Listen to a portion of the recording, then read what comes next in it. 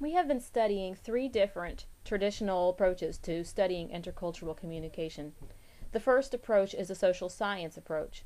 Martin and Nakayama defined this approach as identifying various cross-cultural differences in relationships, including notions of friendship and the initiation and development of relationships.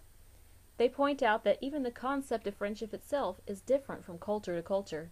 Some cultures consider friendship to be a much more serious and permanent concept than other cultures.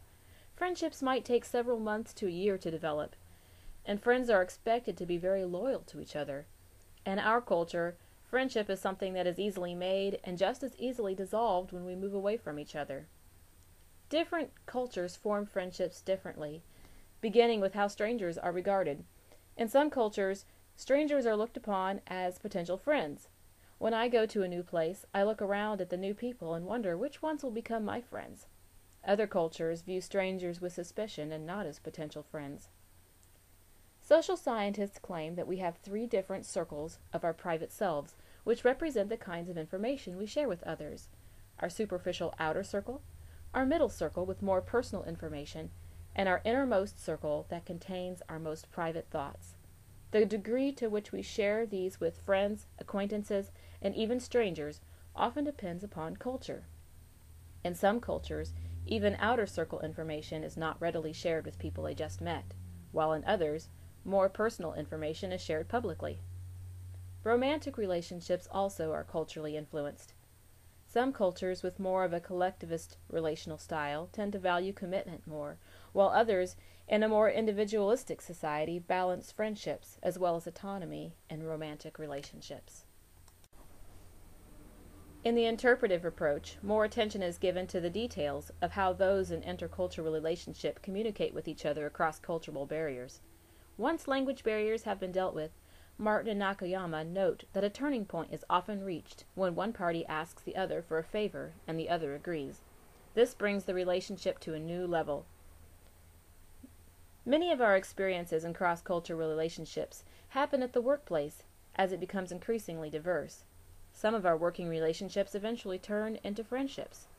Another place where cross-cultural relationships often develop is the Internet, particularly as line-of-sight data, such as gender, race, and nationality, are not immediately apparent. Therefore, we may find ourselves developing friendships with people that are different from us before we realize they are different. Some of the intercultural friendships become more intimate, and people may date or even marry someone of another culture. This has become far more acceptable than it used to be. Martin and Nakayama cite a survey in which 91% of young people born after 1976 said that interracial dating is acceptable. Still, most people tend to date and marry people who are similar to themselves. Those who do date and marry people from other cultures often grew up surrounded by diversity and were instilled with positive attitudes towards other cultures by their families. Intercultural marriage can bring about several challenges. Besides dealing with pressures from family and society that may disapprove of the relationship, they have to decide how to raise their children. They also have to reconcile their own cultural backgrounds in the relationship. There are 4 different styles of dealing with cultural differences. The first is submission, in which one partner defers to the culture of the other. The second is compromise, in which each gives up some of their own culture to the other.